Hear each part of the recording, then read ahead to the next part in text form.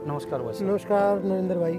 आज स्वर्गीय चौधरी सुरेंद्र सिंह की पुण्यतिथि है और ये सभी जानते हैं कि जो चौधरी सुरेंद्र सिंह थे उन्होंने अकेले भिवानी के लिए नहीं पूरे हरियाणा के लिए विकास के नए आयाम स्थापित किए थे।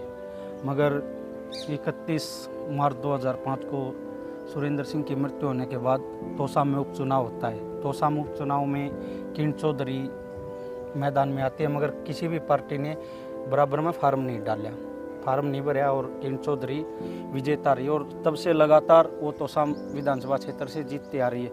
मगर 2009 में श्रुति चौधरी लोकसभा का चुनाव लड़ती है भिवानी महेंद्रगढ़ से और विजयी होती है। मगर 14 और 19 का जो चुनाव होता है उसके बाद लगातार श्रुति चौधरी को 2 बार हार का मुँह देखना पड़ता है। अब भी जो 2024 का चुनाव है इसके अंदर लोग कयास लगा रहे हैं, क्या बंसीलाल की जो वारिस है, जो कांग्रेस पार्टी की सबसे प्रबल दावेदार मानी जाती है भिवानी महेंद्रगढ़ लोकसभा क्षेत्र से श्रुति चौधरी, तो क्या वो लोकसभा का टिकट हासिल कर पाएगी? देखिए नरेंद्र भाई, सबसे पहले तो आज हरियाणा वासियों के लिए बहुत ही आज का दिन दुख भरा दिन है, क्योंकि चौधरी सुरेंद्र सिंह जी हमें छोड़ के चले गए थे। आज हम सब उनको भावहीन श्रद्धांजलि अर्पित करते हैं, क्योंकि वो बड़े ही एनर्जेटिक और युवा नेता रहे हैं। सर्व जातीय क्षेत्र का लोगों का उन्होंने काम किया है। रही बात, जैसे ही किसी परिवार में कोई मुखिया चला जाता है तो जो उनके जाने के बाद कांग्रेस पार्टी ने मैडम किरण चौधरी जी को टिकट दिया और मैडम किरण चौधरी उनके जाने के बाद निरंतर भिवानी की और प्रदेश की सेवा कर रही है। जो हरियाणा विकास पार्टी से लोग जुड़े हुए हैं उनको साथ लेके, कांग्रेस पार्टी के वर्करों को साथ लेके, आम वर्कर को साथ लेके आगे बढ़ रही है। रही बात, आपका एक सवाल था कि बहन श्रुति ने 2 चुनाव पीछे आ रहे। देखिए, चुनाव प्रजातांत्रिक एक तरीका है। चुनाव हर पार्टी का आदमी लड़ता है, जनता जिसे चाहती है उसको वोट दे देती है, वो चुनाव जीत जाता है। लेकिन पिछले 2 चुनाव जब हुए तो नरेंद्र मोदी ने जो झूठ बोली, उस झूठ के बहकावे में आके आम जनता ने वोट कास्ट कर वो चुनाव हारेगी। लेकिन अब वो जनता उस झूठ को समझ चुकी है। नरेंद्र मोदी या भारतीय जनता पार्टी के जो झूठे ढकोसले थे, आज आम आदमी को पता चल गया। किसी गरीब को कह दिया आपके खाते में 15 लाख रुपए आएंगे, किसी को कह दिया आपको रोजगार देंगे। ना तो आज रोजगार दिए गए हैं, ना पैसे आए हैं। आज भिवानी की आप हालत देखिए।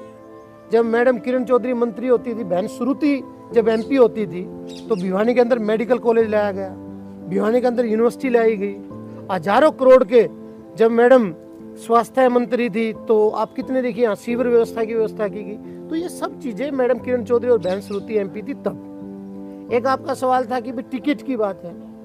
देखिए, चौधरी बंसीलाल की पोती हैं, चौधरी सुरेंद्र सिंह की पुत्री हैं। मैडम किरण चौधरी का कांग्रेस पार्टी के एक बहुत वरिष्ठ नेता है। तो निश्चित तौर पे आप मानिए 1 या 2 दिन में टिकट डिक्लेयर हो जाएगी।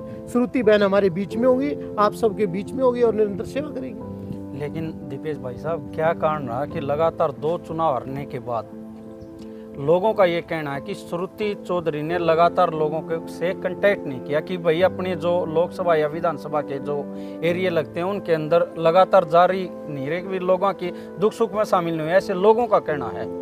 देखिए नरेंद्र जी, आप भी क्षेत्र में चलो लोगों से मिले होंगे, लेकिन हम भी निरंतर क्षेत्र में रहते हैं। चाहे मेरे साथ ये भाई सब खड़े हैं, सब के सब निरंतर क्षेत्र में रहते हैं।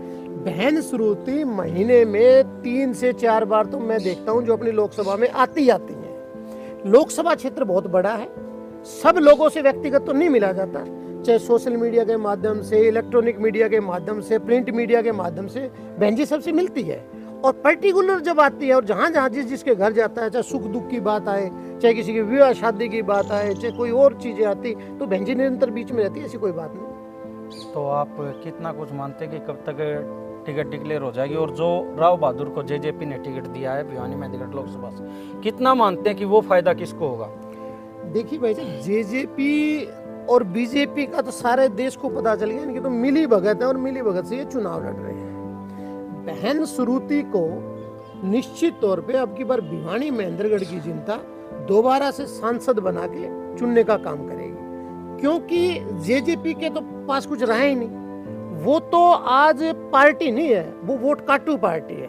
बहन श्रुति का महेंद्रगढ़ में बड़ा अच्छा प्रेम है, लोगों से जुड़ाव है, भिवानी में अच्छा प्रेम है, तो इन सब बातों को देखते हुए उन्होंने सोचा कि कहीं बीजेपी को लॉस ना हो जाए, इसलिए उन्होंने कैंडिडेट को खड़ा कर दिया ताकि श्रुति बहन के वोट काटे। लेकिन आम जनता, भिवानी महेंद्रगढ़ की जनता बहुत समझदार जनता है। लेकिन विपक्ष लगातार आरोप लगा रहा कि कांग्रेस के पास कैंडिडेट नहीं है, इसलिए वो अपने कैंडिडेट की घोषणा नहीं कर रहे। देखिए ये विपक्ष क्या कर रहा है, ये तो पत्रकार जी आपको भी सोचना चाहिए। एक एक सीट पे 15-15 एमपी की टिकट मांग रहे हैं भाई साहब। ये इसलिए लेट नहीं हो रहा कि हमारे पास कैंडिडेट नहीं है, ये लेट इसलिए हो रहा है कि हमारे पास जीतने वाले सक्षम कैंडिडेट बहुत हैं। हम ये सोच रहे हैं कि सबसे ज्यादा मार्जिन से कौन जीतेगा, हम उसके लिए वेट कर रहे हैं। इस टिकट पर लगातार 2 नाम कांग्रेस के सामने आ रहे हैं, रावदान सिंह और श्रुति चौधरी जी तो क्या अगर श्रुति चौधरी को टिकट मिलते तो रावदान सिंह उतनी मदद कर पाएंगे? देखिए कांग्रेस पार्टी अपने आप में एक परिवार है, रावदान सिंह जी उस परिवार का हिस्सा है, श्रुति बहन भी उस परिवार का हिस्सा है।